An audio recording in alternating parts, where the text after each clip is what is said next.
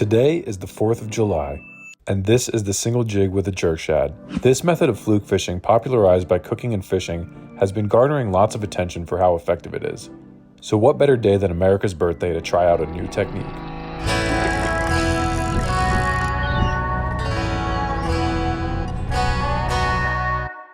Howdy everyone, welcome back to another video. Like I said, we're going to be trying the single jig out today. So before we get started with the fishing, I'm going to show you how I set this up. I've got 20-pound braid tied to 20-pound leader line using a uni-to-uni knot, a loop knot to easily change out jig heads, then a 1/4 ounce magic tail jig head with a 5-inch white gulp jerk shad. And that's all you need to get started, so let's go fishing.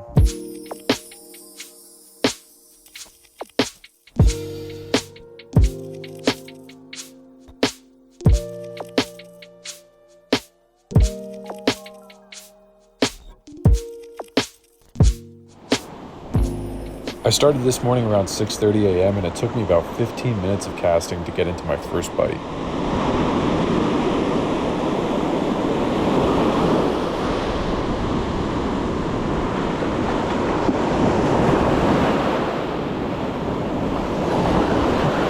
There we go, there's the first fish.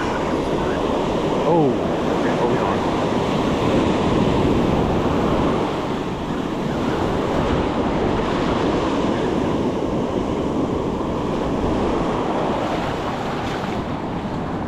Oh, whoa. Is this a sundial? Yeah, this isn't a fluke, this is a sundial. That's so interesting. All right, got a sundial here. It's an interesting catch. I've actually never caught one of these before. All right, let's get him back.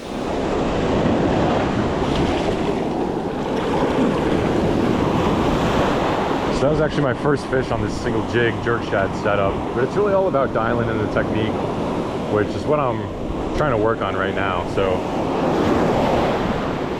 you're kind of watching me struggle through it. No other bites there, so we're moving on down a little bit to this next pocket over here. A lot of weeds out here today.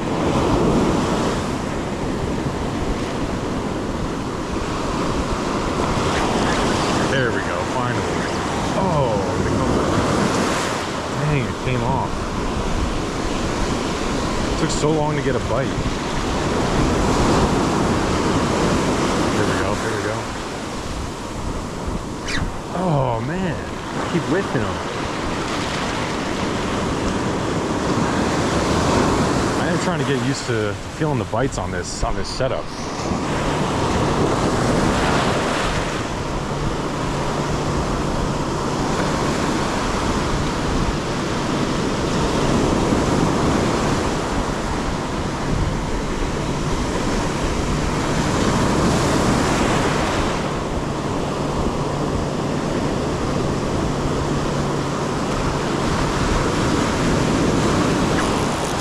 Oh, that's a big one right there.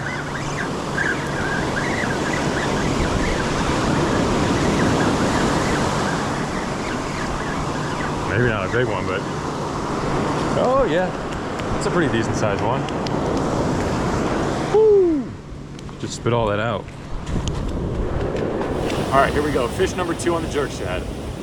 All right, not as big as I thought it was, but it felt pretty good. Still a nice fish. We're getting used to this single jig setup here. We got 2 fish on the board, so hopefully we can get in some more.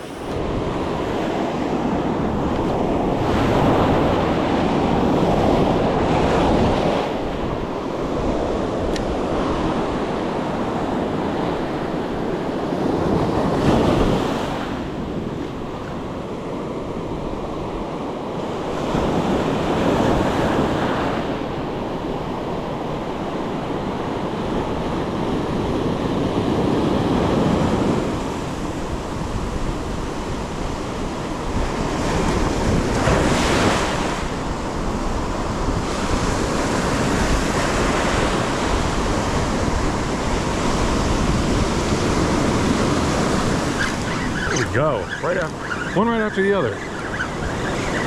All right, they're definitely deer. I was actually just thinking of changing spots, but now I'm gonna stay here. Got that head shake going. This is a little one. Look at this tiny guy. Wow, that is really small. Let's get this out of his mouth.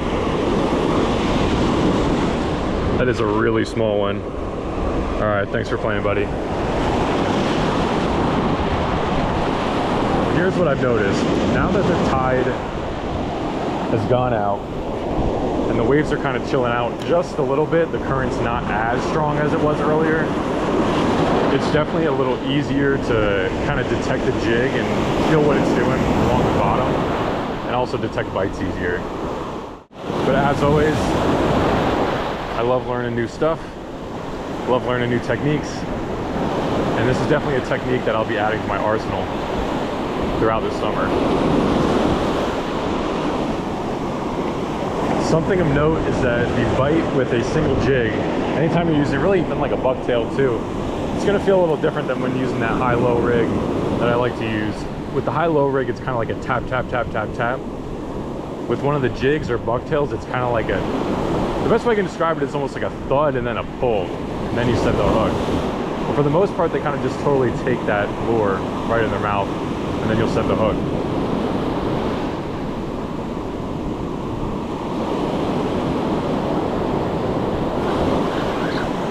There we go. Let's talk about setting the hook, and we get another fish.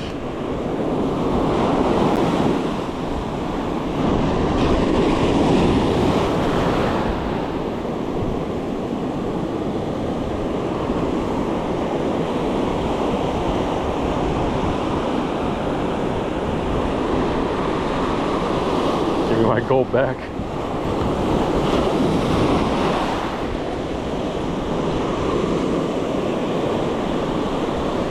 Boom, another one on the board. I changed up colors just to see if that would do anything. The bite was kind of slowing down, and sure enough it did. I put the chartreuse on there, had the white on before, and we got ourselves a fish.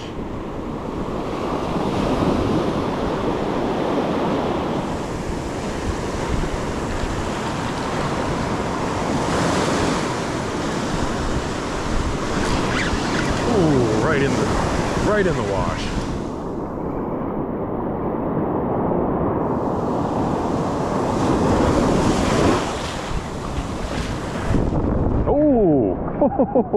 This guy is just short of 18, so we're gonna get him back in there.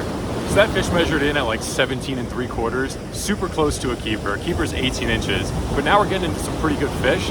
So it's been kind of back to back. I hope we can get into some more. Let's keep using this single jig. I'm really starting to like it.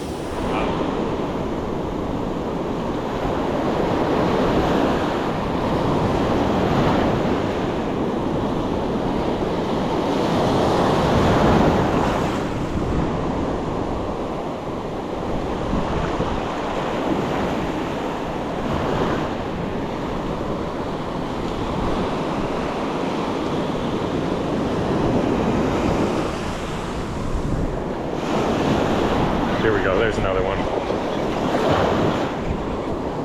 I was getting worried that the bite died out.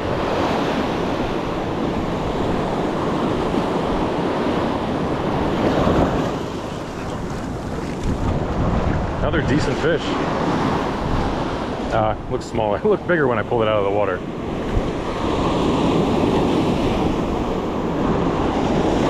Alrighty, there we go. Yeah, that's much smaller than it looked originally. Let's get him back.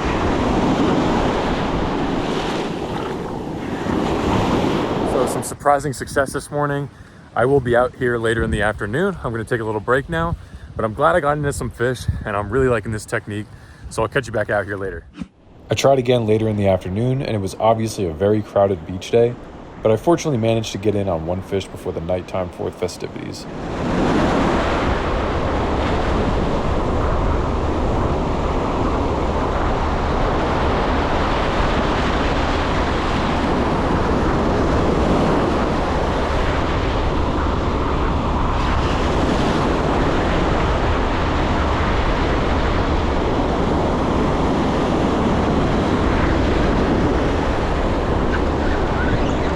There we go.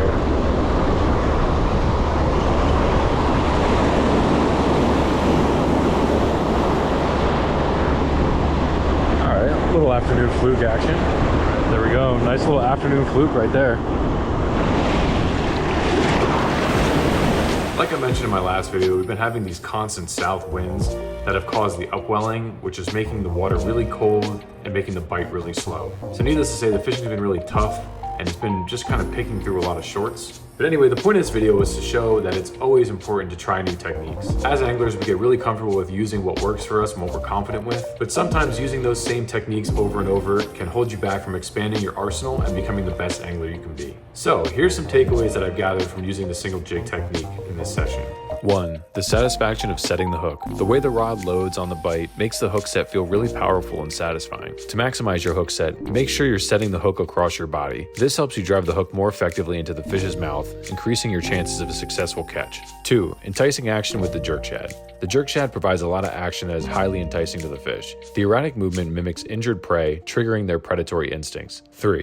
Constant jigging for more bites. On this particular day, I discovered that most of the bites occurred when I was constantly jigging rather than slowly jigging. Experiment with different jigging patterns to find what works best in various conditions. Sometimes a more aggressive jigging technique can attract more attention, especially in murky waters or low light conditions. In other scenarios, a slower jigging technique may be more effective. 4. Light tackle is key. Keeping your tackle light is often the best approach even when the surf seems rough. Overly increasing the jig weight can negatively affect the fall rate and presentation, making it less natural. Additionally, using lighter lining gear can enhance sensitivity, allowing you to detect subtle bites more effectively. 5. The fun of finesse fishing. Finesse style fishing is a lot of fun and everyone should give it a try. Before I end this video, I just want to give a huge thank you to all of you watching, subscribing, commenting, reaching out, and interacting with this channel. We just hit 1,000 subscribers, which is a huge milestone, and I'm so honored and thankful for all the support that you've shown. I can't wait to see what the future of this channel holds, and I'm excited to keep making videos and building this community. I will be dropping my full merch collection soon, and we'll be doing a 1K giveaway with that, so make sure you're following me on Instagram and subscribed here on this channel for more information to come. So once again, thank you all for watching, thank you all for the support, and I'll catch you on the next one.